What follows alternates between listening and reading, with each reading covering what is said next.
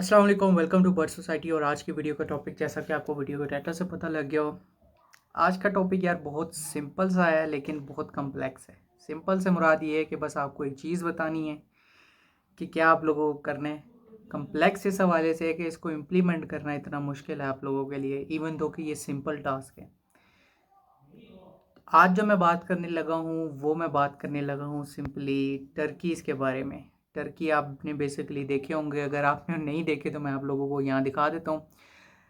अच्छा, टर्कीज़ का रिवाज जो है वो बेसिकली अमेरिकन और यूरोपियन कंट्रीज़ में ज़्यादा है, क्योंकि वो थैंक्स गिविंग के ऊपर उनके कुछ फेस्टिवल्स हैं और क्रिसमस के मौके पे जो है ना वो इन त्योहार के अदवार में जो है ना वो बेसिकली टर्कीज़ को खाते हैं।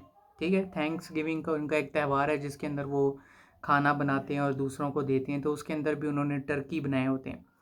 बेसिकली टर्की को अगर मैं आसान अल्फाज में कहूँ तो बहुत बड़ी मुर्गी। ठीक है, आप लोगों ने देखा होगा कि मुर्गियों की जो नस्लें जो आर्मी बेसिकली पालती हैं वो तकरीबन 3 से 4 किलो की, 4 इवन दो 5 किलो के मुर्गे भी उन लोगों के पास मौजूद होते हैं। इतने बड़े बड़े मुर्गे वहाँ पे पाले जाते हैं, उनकी ग्रोथ की जाती है। तो बड़ा एक जो है ना ये ना नज़रअंदाज करने वाला जो है ना वो एक सिलसिला है। अच्छा, तो आज आप लोगों को बताता चलूँ कि क्यों टर्कीज़ पालने की हमें जो है वो ज़रूरत है।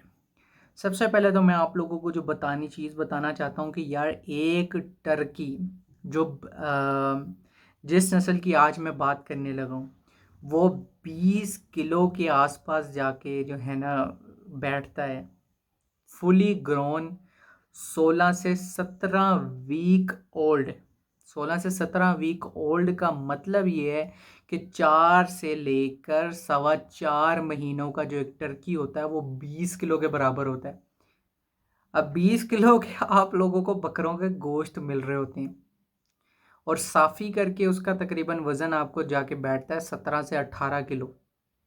17 से 18 किलो अगर आपको एक टर्की जो है वो 4 सवा 4 महीनों में मिल रहा है 20 किलो का, 17 से 18 किलो कर ले साफ़ी, लेकिन ओवरऑल उसका 20 किलो वज़न होता है। चलें 17 से 18 किलो कह लेते हैं।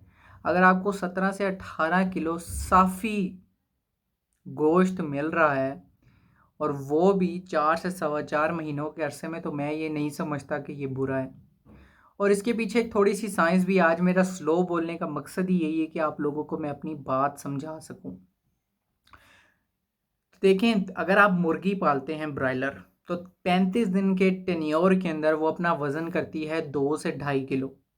2 से 2.5 किलो की जो मुर्गी होती है, अगर आप एक बैच की बात करें जिसमें तकरीबन कोई 1000, 2000, 5000 मुर्गी होती है, तो एवरेज वज़न 2 किलो निकल रहा होता है। जब एवरेज वज़न आपका 2 किलो निकल रहा है 35 दिन में, तो अगर आप इसी को मल्टीप्लाई कर दें, 5 हफ्ते की एक मुर्गी आपको 2 किलो वज़न दे रही है और 16 से 17 हफ्तों का एक आपको परिंदा जो है वो आपको 17 से 18 किलो वज़न दे रहा है। तो आप देख सकते हैं कि आपको ये 7 से 8 किलो गोश्त एक्स्ट्रा मिल रहा है उसी टाइम पीरियड के अंदर। उसी टाइम पीरियड के अंदर आपको 7 से 8 किलो गोश्त एक्स्ट्रा मिल रहा है। तो मेरे ख्याल से बहुत सारे लोग जब ये गोश्त पालने का काम करते हैं तो वो ये सोचते हैं कि कम से कम वक्त के अंदर ज़्यादा से ज़्यादा गोश्त गेन करें। ठीक है ना, कम से कम वक्त के अंदर ज़्यादा से ज़्यादा गोश्त गेन करें। और सबसे बड़ी क्वालिटी यही होती है, क्योंकि फ़ीड का मसला तो होता नहीं है, फ़ीड की स्टोर की होती है और कोशिश यही की जाती है कि हम कम से कम अरसे में जितना वज़न गेन करेंगे हमारे लिए उतना प्रॉफिट है। अब बहुत सारे लोग जो हैं ऑस्ट्रिच पालना चाह रहे हैं, तो ऑस्ट्रिच आपको पता है कि तकरीबन आपका 1 साल के अंदर जाके आपका 40 से 50 किलो का वो होता है साफ़ी। तो 50 किलो 60 किलो का जब वो आपका एक ऑस्ट्रिच होता है, अब मुझे आप ये बताएं, साफ़ी की मैं यहाँ पे बात कर रहा हूँ, तो वो आपको फ़ायदेमंद नज़र आ रहा है, लेकिन आपको टर्कीज़ जो हैं वो कहीं से भी फ़ायदेमंद नज़र नहीं आ रहे। ठीक है, अभी मैं आपको जो है ना वो टर्कीज़ की नस्ल भी बता देता हूँ कि जो टर्कीज़ हमने पालने की कोशिश इस लाहे अमल के अंदर करनी है ना, तो उनका नाम है broad breasted turkeys. Broad breasted white turkeys हैं एक, और एक ब्रॉड ब्रेस्टेड जो है वो ब्राउन्स टर्कीज़ हैं। अब ये दोनों जो हैं ब्रीडें बहुत ज़्यादा वज़न गेन करती हैं, कम से कम भी जो है ना ये आपकी 17-18 किलो तो कहीं नहीं गया, और इनके मेल्स जो हैं वो तकरीबन 20 किलो के आसपास चले जाते हैं, और इनकी जो फीमेल्स हैं वो तकरीबन 13 से 14-15 किलो के आसपास जाकर बैठती हैं। तो अब अगर आपने जब सब लोगों को पता है, जब भी आप जो है गोश्त की फार्मिंग कर रहे होते हैं, देसी मुर्गियों के अंदर भी आपको पता है कि मुर्गे पाले जाते हैं गोश्त के लिए, और टर्कीज़ के अंदर भी यही है कि आप लोगों ने जो है वो मेल्स पालने हैं ताकि आप गोश्त के लिए फार्मिंग कर सकें। तो मुझे नहीं समझ आती कि क्यों आप लोग ये काम नहीं करना चाहेंगे, जहाँ पर वैसे भी पाकिस्तान के अंदर लोग बतखें पाल रहे हैं और बेसिकली गंद खिला के मुर्गियों का वो जो चिचड़े वगैरह और ये इसका पूरा ठेका लिया होता है।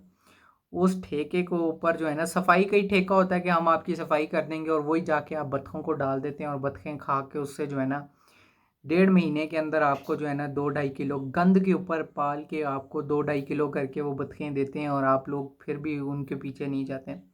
हालांकि पाकिस्तान के अंदर जो है ना, मैंने तो कभी बतख का गोश्त नहीं खाया था, लेकिन जब मैं चाइना आया हूँ तो मैंने बतख का गोश्त खाया है, और मैं आपको बता नहीं सकता कि बतख का गोश्त कितना ज़बरदस्त होता है, कितना ज़बरदस्त होता है। अभी मैं कोशिश करूँगा कि मैंने एक वीडियो रिकॉर्ड की थी, और उस वीडियो के जो बिल्कुल एंड में है जो है ना, आपको मैं बतख का जो है वो गोश्त भी दिखा दूँ। तो मेरे ही ख्याल से आप सब लोगों को, हम लोगों को कोशिश करनी चाहिए कि टर्कीज़ के ऊपर जो है हम थोड़ी सी तवज्जो दें, टर्की की फार्मिंग करके जो है ना इसका गोश्त मार्केट के अंदर लेके आया जाए। 4-4.25 महीने के अंदर अगर आप 20 किलो का बकरा साफ़ी गोश्त का जो है ना वो बना लेते हैं, तो मेरे ख्याल से अगर आपको वही टर्कीज़ के अंदर मिल जाता है ईज़िली दाने के ऊपर और इन सारी चीज़ों के अगर आप ऊपर पाल रहे हैं, तो मेरे ख्याल से इससे बेहतर कोई चीज़ आपके लिए होनी नहीं चाहिए। और चिकन फार्मिंग तो एक अच्छी चीज़ है ही गोश्त के हवाले से कि जल्दी मीट प्रोड्यूस करती है। टर्कीज़ उससे भी बड़ी गेम है, वो उससे भी ज़्यादा जो है वो मीट प्रोड्यूस कर सकती है। ठीक है, तो इसी के साथ वीडियो का अख्तिताम हुआ चाहता है। होपफुली उम्मीद करता हूँ कि आप लोगों को जो है ना वो टर्की फार्मिंग के ऊपर थोड़ी सी कोई इन्फॉर्मेशन हुई होगी, थोड़ी सी कोई गाइड हुई होगी, साथ साथ आप लोगों को जो है वो तस्वीरें देखने का भी मौका मिल गया होगा। तो उससे ये है कि थोड़ी बहुत क्लैरिटी इंसान के पास आ जाती है कि अच्छा ठीक है यार, ये टर्की फार्मिंग है। ठीक है, और जो लोग पाकिस्तान में इसको करना चाहते हैं तो ऑस्ट्रिच को छोड़ दें, ऑस्ट्रिच के पीछे नहीं भागें। ऑस्ट्रिच एक बहुत बड़ी गेम है और छोटा बंदा स्टार्ट भी नहीं कर सकता, लेकिन उसी के मुकाबले में जो टर्कीज़ हैं बहुत ज़बरदस्त गेम है, बहुत ज़बरदस्त इसका जो है फ़ायदे हैं, फ़ायदे हैं। और मैं ये सोचता हूँ कि आप सब लोगों को जो है वो टर्की फार्मिंग शुरू कर देनी चाहिए। तो इसी के साथ वीडियो का अख्तिताम हो जाता है। मुझे अपनी दुआओं में ज़रूर याद रखिएगा। अल्लाह। ये आप चेक करें, ये जो आपका बतख का गोश्त दिख रहा है, कहीं से आपको ये लग रहा है कि ये चिकन हो?